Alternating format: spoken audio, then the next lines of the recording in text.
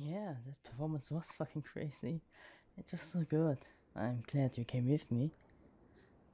You said that you don't listen to his music. Yeah, but I saw you mouthing all the lyrics. Hell, you were more excited about it than I was. Did you enjoy it? Yeah, then that's good. I'm glad you enjoyed yourself. It will take us about 45 minutes to reach our stop. I'm going to absolutely collapse when I get home. You need to sleep as soon as you get home. They were US jumping and singing. I know you are tired. You looked almost half deaf walking to the train station. You were like, I don't want to go. Then I had to. Or you could just sleep now, on my shoulder. God, you really were exhausted. I told you, but you never listened to me. Every single time. You'll say you're fine. Then 5 minutes later, you will barely keep your eyes open. It's been like this since we were kids. Remember when we were 10 and you refused to go home after sports day? You kept saying you ran tired. Then you fell asleep sitting on a park bench. Your poor dad had to carry you home. Actually, come to think of it, you've fallen asleep on me before. Like a lot. School trips, movie nights, long car rides. Pretty sure there was one time during class I still have no idea how you managed that. There. Don't want your neck hurting when you wake up. You know, this is kinda dangerous. Not because you're asleep, but because you make it really hard not to say stupid things. Good thing you're practically passed out. Means I can pretend none of this happened. It's funny. I've known you for so long that I genuinely don't remember what life looked like before you. Most people have childhood friends, but you're different. You're always just been there. First day of school, birthday parties, or family barbecues. And that horrible science project where I almost failed. You remember that? Actually, no, of course you don't. You're asleep. I carried that project, by the way. Just thought I'd put that on record. If it wasn't for my super smart brain, we would have failed. I still can't believe we're adults now. Feels weird. I keep expecting us to be 16 again, walking home from school, stopping at the convenience store, talking about absolutely nothing for hours. Back then everything felt simpler. Not easy, but just simpler. You know what always annoyed me? The amount of guys that liked you. God, there were so many, and every single one of them thought they were subtle. They weren't, not even close. I'd always know immediately. Some guy would suddenly start hanging around, or he start asking weird questions about you, and I'd be sitting there pretending I wasn't annoyed. Like, yeah, she's great, yeah, she's really funny, oh, yeah, we've known each other forever. Meanwhile, internally, absolutely losing my mind.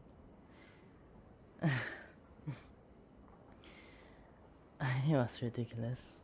Completely ridiculous. The worst part is that I had absolutely no right to be jealous. You weren't my girlfriend, you weren't anything except my best friend. But that didn't stop me. I remember this one guy in our final year, the football player. What was his name? Actually, it doesn't even matter. I hated him. Not because he was a bad guy. He was perfectly nice. That's what made it worse. I couldn't even find a reason to dislike him. He just liked you, and I didn't want him to.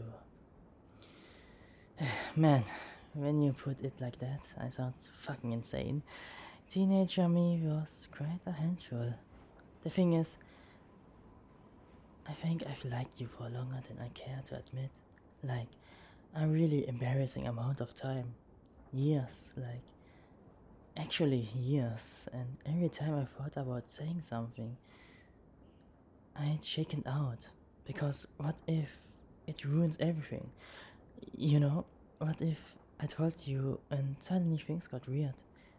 What if I lost my best friend because I got selfish? So I didn't say anything. I just kept being your friend. Which sounds noble until you realize it mostly came from fear. I'm fucking glad you're asleep.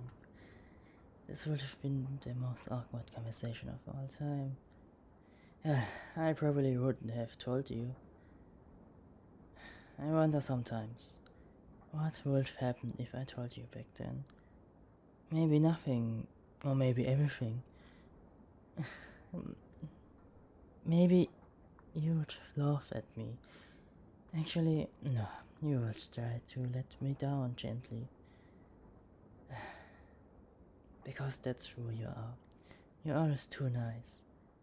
Even your rejections would have been considerate. See, even in my imaginary scenario, you're a good person.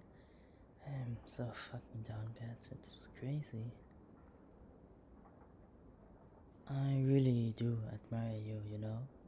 Not because you are just you, but because of the way you care about people.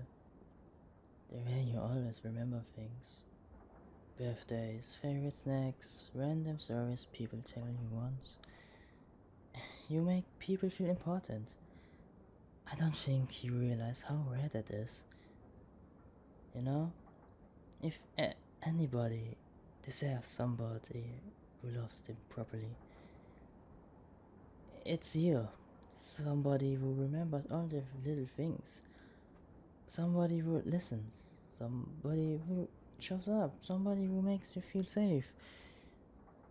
And selfishly, I always thought that it would be me. There it is. Guess I finally said it.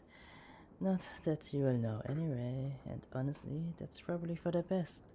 Still, it's nice saying it out loud, even if it's only to a sleeping person. Feels lighter somehow, like I've been carrying this giant secret around forever.